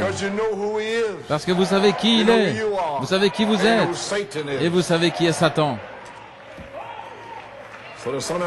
Ainsi, le Fils de l'homme est venu révéler cette tonnerre. Eh bien, Église, nous sommes au temps de la fin, pour l'achèvement du 7e sceau. Elohim a révélé les mystères cachés par Malachie 4.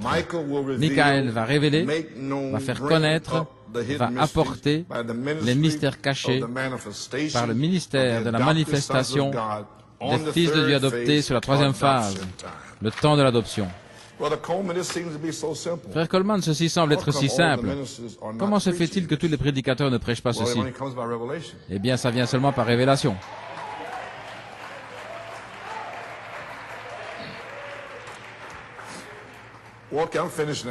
Bien, j'ai terminé maintenant. Tout le monde se sent bien?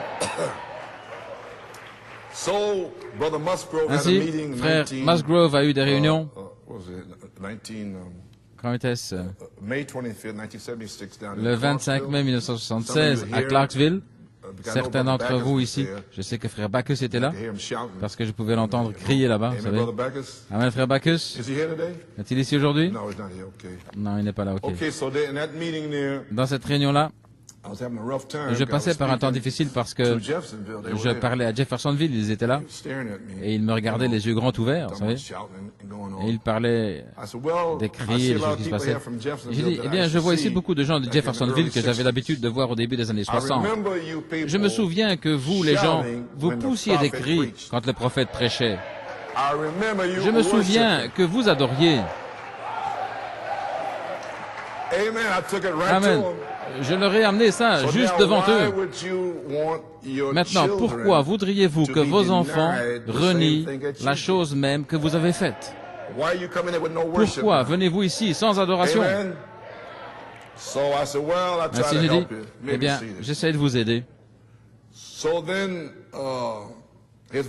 Voilà ce que je leur ai dit. Eh bien, j'essaie simplement de vous aider parce que je désire moi-même être un témoignage vivant dans cette génération de tout ce que le prophète a dit. Voulez-vous la même chose? Et la congrégation a dit Amen. Ainsi, que Dieu me vienne en aide, les amis, à ne pas avoir honte, qu'il nous aide à être des témoins vivants du message entier de Malachie 4. J'ai la brochure ici, voilà ce que je leur ai dit. Vous savez, une petite parabole. Beaucoup ont peur de parler de certaines promesses. Ainsi, une petite parabole, ils sont en quelque sorte divisés en 4 groupes, ceux qui ont peur de parler. Nous allons appeler le groupe 1 tout le monde. Et le groupe 2, quelqu'un. Est-ce que ça entre? Le groupe 3, c'est n'importe qui. Et le groupe 4, c'est personne. Je suis simplement un rien du tout qui essaye de dire à tout le monde qu'il y a quelqu'un. qui peut sauver votre âme. C'est quand j'ai laissé tomber cela, tout le monde s'est tué. J'ai dit, les chiens aboient, la caravane passe. Amen. Pouvez-vous m'imaginer à Clarksville, en Indiana, avec Jeffersonville, en train de dire ça aux gens? Wow. Et maintenant, pour ceux parmi vous du message, les ministres, les croyants, ou qui que vous soyez, qui avez une révélation, une soif authentique du véritable message de Dieu et qui est arrivé jusqu'ici, vous avez en quelque sorte honte, vous êtes embarrassé de dire certaines choses, vous savez, que le prophète a dites, parce que cela a déjà été identifié comme étant quelque chose de souillé, comme les tonnerres. Je leur ai apporté la chose là, juste devant eux. Et vous avez fait marche arrière par rapport à cela. Et je vous donne une petite parabole afin de ne pas tomber dans ces quatre groupes. Vous savez, tout le monde, quelqu'un, n'importe qui et personne. Mais n'ayez pas honte de l'Évangile. Avancez-vous. Ainsi, tout le monde est quelqu'un et n'importe qui est personne. Il y avait un travail important à faire, un service à accomplir. Et Malachie 4 est parti. Et il nous a donné environ l'espace d'une demi-heure. Et en numéro 1, maintenant, c'était là, n'est-ce pas? Et cet tonnerre rassemble l'épouse. Il donne la foi. Il vous montre comment vous préparer. C'est là. N'importe qui aurait pu le prendre. C'est juste là pour tout le monde. Ça n'avait pas d'importance, peu importe la race, ou le credo, la couleur. Ça n'a pas d'importance. Le prophète est parti. N'importe qui en Afrique ou en Europe ou quelque part ailleurs aurait pu s'en saisir. Voilà pourquoi c'était là. C'est pour les semences de Dieu du ciel, non pas de cette terre. Ainsi, il a laissé le travail qui devait être accompli. Numéro 1, il fut demandé à tout le monde de le faire. Tout le monde était inclus, toutes les races, c'est tout. Numéro 2, tout le monde était certain que quelqu'un le ferait. Numéro 3, n'importe qui aurait pu le faire. N'importe qui, n'importe quel ministre, n'importe quelle personne, n'importe quel frère aurait pu dire ce que le prophète avait dit. N'importe qui aurait pu le dire. Numéro 4. Mais personne ne l'a fait. Oh là là. Quelqu'un s'est fâché à cause de cela. Parce que c'était le travail de tout le monde. Tout le monde pensait que n'importe qui pouvait le faire.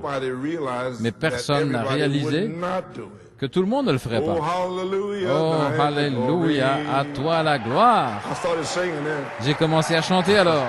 Hallelujah, amen. Yes, sir. Oui, monsieur.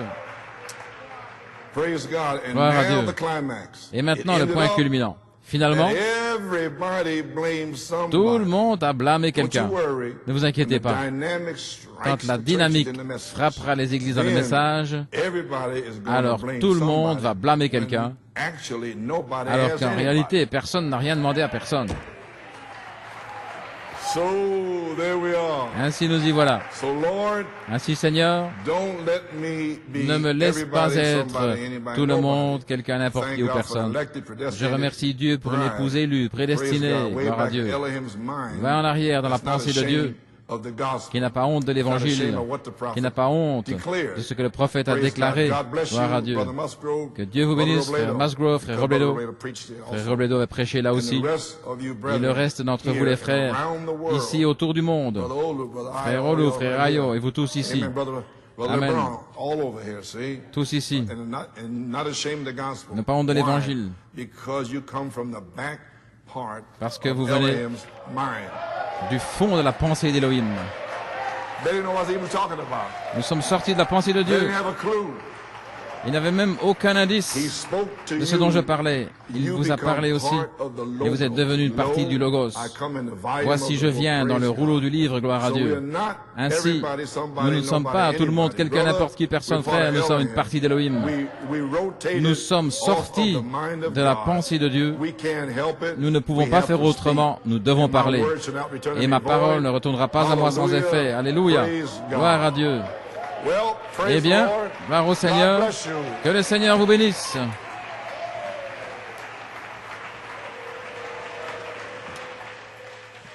Amen. Let's give the Lord a hand of praise. Donnons une acclamation au Seigneur. Oh, Merci Jésus.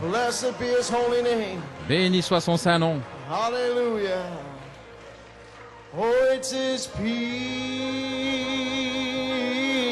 peace, such a wonderful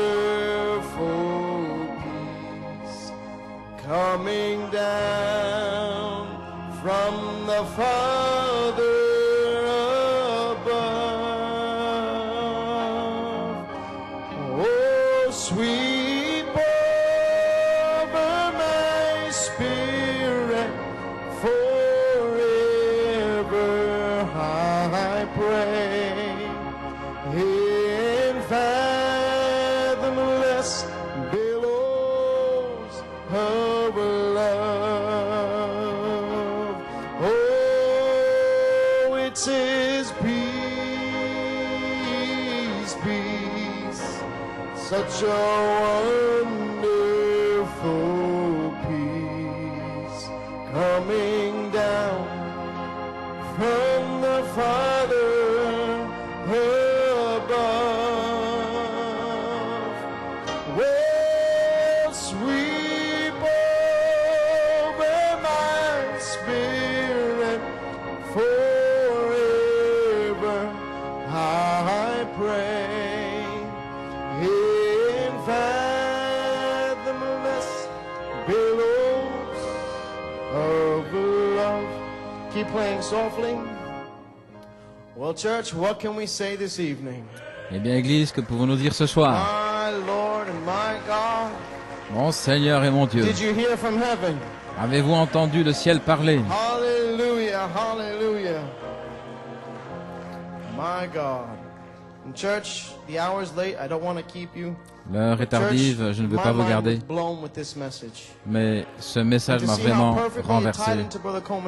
Comme nous voyons, comme cela s'accorde parfaitement avec les commentaires de frère Coleman ce soir, Malachie 4 devait faire deux choses: terminer les points en suspens en 6 sauts, les mystères écrits, et numéro 2, introduire le Messie. Ainsi, frère Branham, le septième ange, le messager, a révélé le mystère des 6 sceaux écrits dans la Bible, à travers les âges de l'Église, jusqu'aux Juifs. Il a identifié dans la parole et il a relié tous ces points en suspens, les mystères cachés, les mystères écrits. Et lorsqu'on est arrivé au 7e sceau, frère Branham a vu, il a regardé sous le 7e sceau, mais c'était Christ. Il ne pouvait pas l'expliquer, il a vu 7 tonnerres retentir et cela est sorti en langue inconnue. Parce que frère, il ne fut pas permis à frère Branham d'expliquer. La seule personne qui peut révéler les 7 tonnerres, c'était Christ, cet ange. Et qu'est-il arrivé? En 1963, Christ a commencé à fusionner, à se fondre avec le ministère. Christ, en 1963-64, Christ était en train de se fondre avec le ministère, arrivant jusqu'au puissant dévoilement de Dieu. Et là, Christ commençait à faire entendre les 7 sceaux, les 7 tonnerres révélant. Et c'était là l'expiation originale. L'expiation originale restaurée par Christ en Malachie 4. Qu'était-ce? Christ se fondant dans la chair humaine. N'est-ce pas juste? Et alors nous voyons comment Dieu a révélé à son serviteur frère Coleman la révélation des 3 phases. Le Saint-Esprit a dit à frère Coleman que tu dois être un signe, premièrement de chaque révélation et de position pour mon épouse. Et après avoir prouvé chaque révélation, alors mon peuple entrera par la foi, pour être participant à cette révélation dans sa saison. En d'autres mots, Christ commence à se fondre à nouveau en 3 phases. Et dans les 2 premières phases, c'était une œuvre du Saint-Esprit. Affection fraternelle, Christ, fusionnant, la révélation des 7 tonnerres, cette fusion de Christ, qu'est-ce que c'était? L'écho de l'expiation originale qui a été là tout le temps. pour nous faire savoir, les amis, que nous sommes ici sur la troisième phase, prêts pour la page 304, prêts pour que Christ lui-même, encore une fois, se fusionne avec l'épouse, des tabernacles vivants, des témoignages vivants, sous le 7e sceau. Oh là là. Et ce que Frère Coleman a dit dans ses commentaires, comment Christ nous a amenés à cet endroit, nous préparant pour la voix de l'archange. Et la voix de l'archange sera la deuxième identification d'un Thessaloniciens 4,16. Et Jésus-Christ fait les trois choses. Qu'est-ce que c'est? Il nous prépare pour la venue du Seigneur. Que pouvons-nous dire, les amis? Avez-vous été bénis ce soir? Que Dieu vous bénisse, Frère Coleman. Quel chef-d'œuvre. C'est au-delà de chef-d'œuvre. Qu'est-ce que c'est?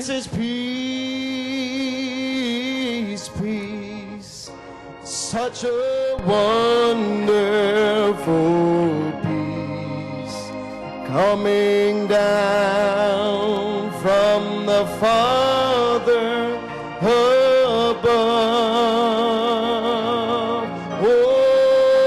Sweep over my spirit forever, I pray, in fathomless billows of love. Let's give him a hand of praise. Hallelujah.